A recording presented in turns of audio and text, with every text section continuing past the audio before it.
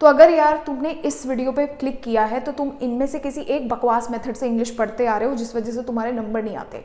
सबसे पहले तो वो सारे बच्चे जो यूट्यूब पे बैठ के केवल अनसीन पैसेजेस का वीडियो देखते हैं और लगे रहते हैं, दुनिया में कोई भी इंसान तुम्हें अनसीन पैसेजेस में एक्सपर्ट नहीं बना सकता, सबसे बकवास मेथड।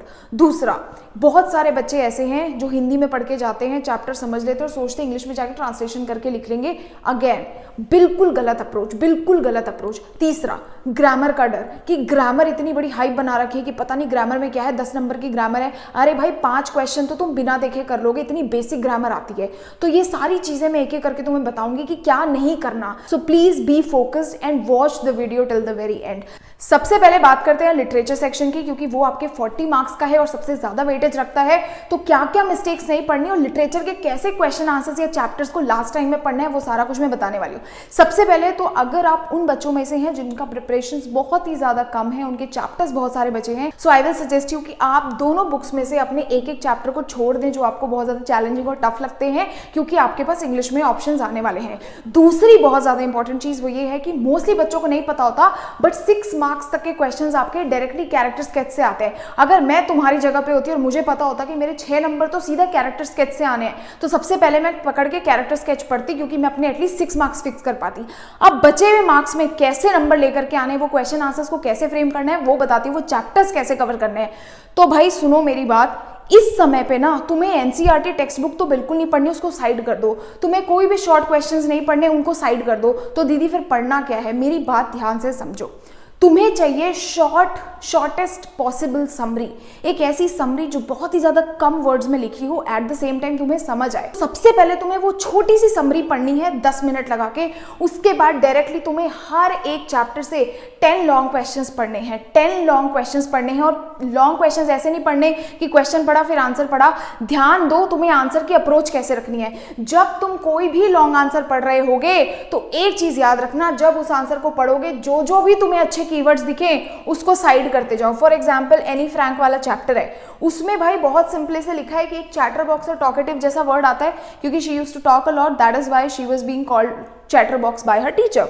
दूसरा होता है teachers are the most unpredictable creatures, ये उसका एक स्पेशल स्टेटमेंट था, वो अपने टीचर्स के लिए बोला करती थी, तो ये आपने लिख लिया। फॉर एग्जाम्पल इनहेरिटेड ट्रेट, वो कहती थी वो इतना ज्यादा बोलती है क्योंकि वो क्या है, एक इनहेरिटेड ट्रेट है। तो ये ऐसे ऐसे कीवर्ड्स आपको हर एक क्वेश्चन के आगे वहीं पर ही लिखते जाने हैं, और यही कीवर्ड्स हैं जिससे तुम्हें एग्जाम में मार्क्स मिलेंगे।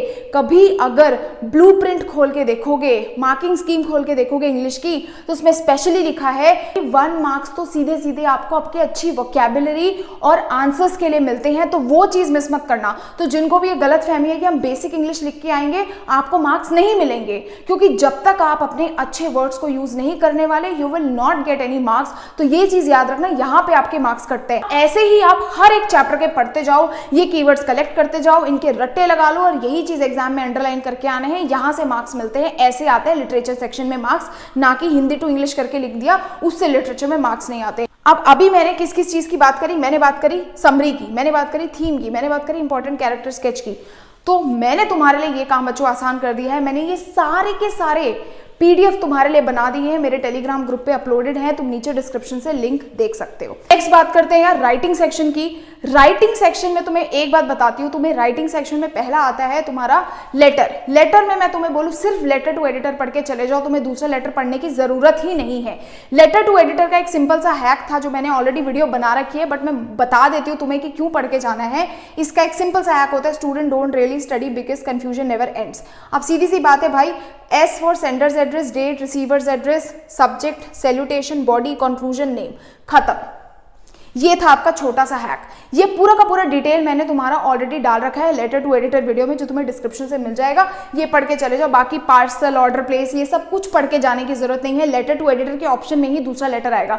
टाइम बचाओ, एक लेटर सीख के जाओ और इसको 100% सीख के जाओ, ताकि 5 में से नंबर ना कटे। इसके लिए कुछ लाइन तुम्हें फिक्स बता रखी है, वो सेम लाइन तुम्हें वहां पे पेस्ट कर देनी है, बीच का कंटेंट चेंज कर देना है, पूरा का पूरा वो ढांचा उठाओ और वहां पे डाल दो।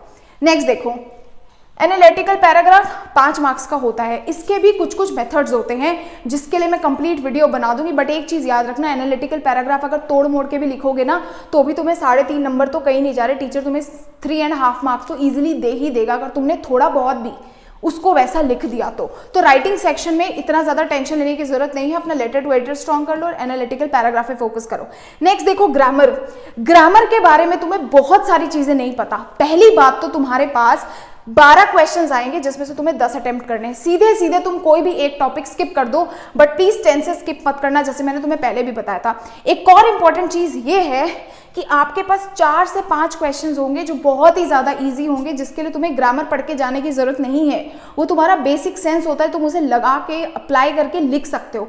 5 questions will be really very easy, you do not have to think much. Next बात करते हैं तुम्हारे 3 क्वेश्चंस के जो एवरेज होंगे, और उसके बाद 2 ऐसे क्वेश्चंस होंगे जो हल्के से ट्रिकी होंगे, बट अगर तुमने ग्रामर के वीडियोस देखे होंगे तो तुम्हें उसमें इतनी डिफिकल्टी नहीं होगी। ग्रामर के कुछ डिटेल्ड वीडियोस मैंने बना रखे हैं और बाकी भी मैं पोस्ट कर दूंगी, तो प्लीज मुझे कमेंट कर देना अगर तुम्हें ग्रामर के वीडियोस चाहिए तो। ये हो गया तुम्हारा ग्रामर का काम। रीडिंग सेक्शन आएगा 20 मार्क्स का। तुम दुनिया के 40 रीडिंग कॉम्प्रिहेंशन भी अगर सिर्फ और सिर्फ जाकर के कहां से देखते हो, यूट्यूब से देखते हो, वीडियोस देखते हो, वो वेस्ट है। कल को अगर मैं भी रीडिंग सेक्शन की वीडियो बनाऊं तो प्रैक्टिस करने आना, लेकिन सीखने मत आना। खुद ही बोल देना दीदी आपने मना किया था। ये वेस्ट ऑफ टाइम है, you are literally wasting your precious time. दुनिया का कोई इंसान आपको रीडिंग कॉम्प्रिहेंशन या अनसीन पैसेजेस को सॉल्व करना नहीं सिखा सकता। इसके लिए आपको एक ही चीज चाहिए, दैट इज प्रैक्टिस। प्रैक्टिस में एक चीज याद करो, आपको कुछ नहीं करना, आपको सिर्फ और सिर्फ दो पैसेजेस पकड़ने हैं। जो आपके 2 टाइप के पैसेजेस हैं, उसमें से एक पैसेज को पकड़ो, उसको 1 घंटा बैठ के एनालाइज करो। Take your time, take 1 hour and try to figure out each and everything about that passage. कैसे क्वेश्चंस आ रहे हैं, किस तरीके के क्वेश्चंस पूछे जा रहे हैं, इसका आंसर ये क्यों है। एक ऐसा पैसेज पकड़ो जिसका आंसर भी दिया हुआ है, चाहे तुम्हें वो करने में 1 घंटा लगे, लेकिन उसका डीप एनालिसिस करो। सेम दूसरे पैसेज का भी करो। उसके बाद मैं कह रही हूं, अगर तुमने 1-1.5 घंटा इस पैसेज को दिया, एक एक लाइन प्रॉपर्ली पढ़ी और समझने की कोशिश करी कि आंसर्स किस तरीके से लिखे जाते हैं, जब तुम अपने आप से 2 पैसेज सॉल्व करोगे, जो रिजल्ट आज तक तुम्हें इतने वीडियोस देख के नहीं मिला, वो ऐसे करने से डेफिनेटली मिलेगा। तो इंग्लिश में यार ये सब चीजों को बस ध्यान रखना है, definitely you will score very well in your English examination. अगर आप 11th एंड 12th में भी मुझसे गाइडेंस लेना चाहते हैं तो you can follow my another channel which is creative learning seniors.